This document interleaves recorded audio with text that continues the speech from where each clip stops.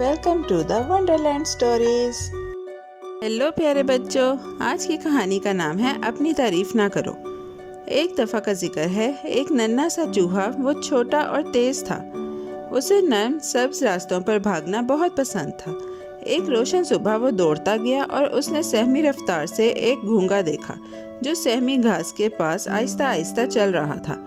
घोंघे की पीठ पर एक छोटा सा गोल घर था। चूहा रुक गया और आंखों में चमक के साथ बोला, भाई घोंघा, मैं देख रहा हूँ कि तुम घर अपनी पीठ पर उठाते फिरते हो। घोंघे ने आहिस्ता से सर उठाया और नर्म आवाज में जवाब दिया, हाँ बहन, मेरा घर हमेशा मेरे साथ रहता है, उसने कहा। उसका खोल धूप में नर्म चमक रहा था। वो सुकून से कदम बढ़ाता और हल्की सी मुस्कुराहट के साथ चलता रहा। चूहा उसे घेर कर घूमने लगा और अपनी मूंछें हिलाई। वो उसे छोटे घर को देखता और सोचता रहा कि कितना भारी होगा। हवा में फूलों की खुशबू थी और परिंदे गाते थे।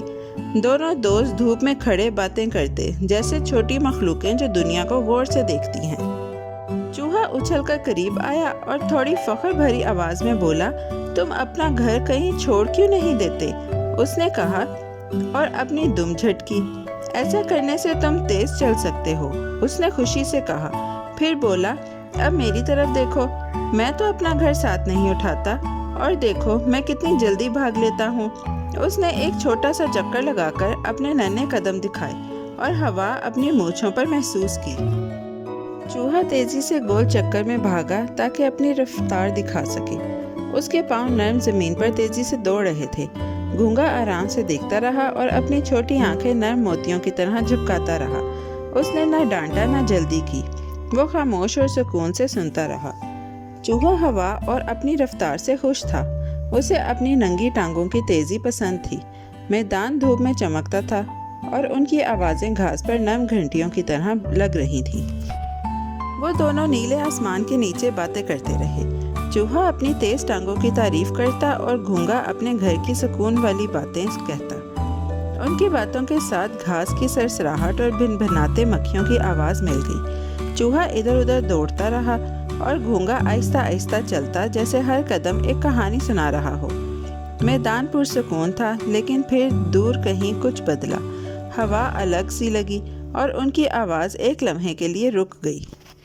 घोंघे ने सर उठाया और उसके सींग हिलने लगे। दूर एक साया हरकत कर रहा था जो हवा का नहीं लगता था। उसने गौर से देखा तो घास में से एक बिल्ली आ रही थी। घोंघे की आवाज़ हल्की मगर फिक्रमंद हो गई। परिंदे भी जैसे चुप हो गए। चूहा अपनी छलांग के बीच में रुक गया और वहां देखा जहां घोंघा इशारा कर रहा था। एक लंबा सा जिस्म जमीन के करीब दुम नीची और आंखें धूप में चमकती हुई करीब आ रहा था। घोंघे ने साफ कहा, देखो बिल्ली आ रही है, वो हमें पकड़ने आ रही है।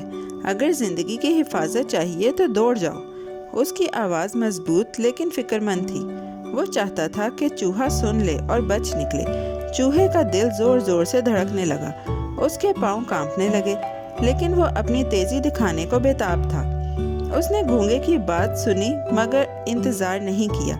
घोंघा आहिस्ता आहिस्ता बोलता रहा और एहतियात बताता रहा। चूहे ने घोंघे की पूरी बात सुनी भी नहीं और फौरन दौड़ने लगा। उसके नन्हे पांव जमीन पर तेजी से पड़े और वो सहमी घास और तनों के बीच से निकल गया। वो एक खोखले दरख्त या बाड़ के सुराख की तरफ दौड़ने लगा। उसकी सांसें तेज और छोटी हो गईं। हर छलांग के साथ उसने डर और गुरूर दोनों महसूस किए। उसे लगा उसकी रफ्तार बिल्ली से ज्यादा है और यही उसकी हिफाजत करेगी। घोंघे ने अपनी हिफाजत का दूसरा तरीका चुना।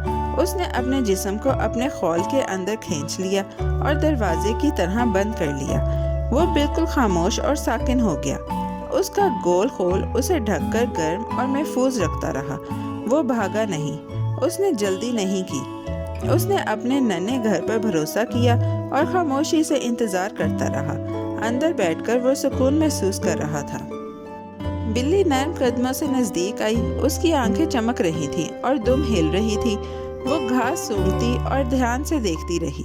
चूहा तेजी से भागता रहा, फूलों के बीच और छोटी नदी को फलांगता रहा। बिल्ली ने उसकी खुशबू को करीब करीब से पकड़ा और खेलते खेलते पीछा करने लगी। सहमी घास हिलने लगी और पंखुड़ियां हवा में उड़ने लगी। میدان ایک کھیل کے اسٹیج کی طرح لگ رہا تھا جہاں پنجے اور پاؤں تیزی سے دوڑ رہے تھے۔ جب بلی گھونگے کے پاس پہنچی تو اس نے سونگھ کر ارد گرد دیکھا۔ چوہا دور تک بھاگ گیا تھا اور اس کی ٹانگیں کانپنے لگیں۔ بلی کو اب صاف نشان نہیں مل رہا تھا۔ گھونگا اپنے خول کے اندر بالکل چپ رہا۔ بلی نے اوپر دیکھا اور پھر میدان کے دوسرے کنارے کی طرف بڑھ گئی۔ آہستہ آہستہ میدان میں سکون واپس آ گیا اور گھاس پھر سرسرانے لگی۔ آخر کار چوہا مزید نہیں دوڑ سکا۔ اس کی ننھی ٹانگیں کانپنے لگیں اور سانس تیز ہو گئی۔ اس نے غرور کے ساتھ اپنی تیزی دکھائی تھی، مگر اب اس کا جسم تھک گیا تھا۔ جب خطرہ ٹل گیا تو گھونگا آہستہ آہستہ خول سے باہر آیا اور نرم آنکھوں سے اپنے دوست کو ڈھونڈا۔ اسے سکون ملا کہ چوہا ابھی محفوظ ہے۔ چوہا اب مزید دوڑ نہیں سکتا تھا۔ اس نے اپنی ہمت ساری دوڑ میں لگا دی۔ چوہا سانس پھولنے کے ساتھ زمین پر گر گیا۔ پیارے بچوں، کیسی لگی آپ کو یہ کہانی؟ ایسی ہی مزیدار کہانیاں سننے کے لیے ہمارے چینل کو لائک، سبسکرائب اور شیئر کرنا مت بھولیے گا۔ Bye bye.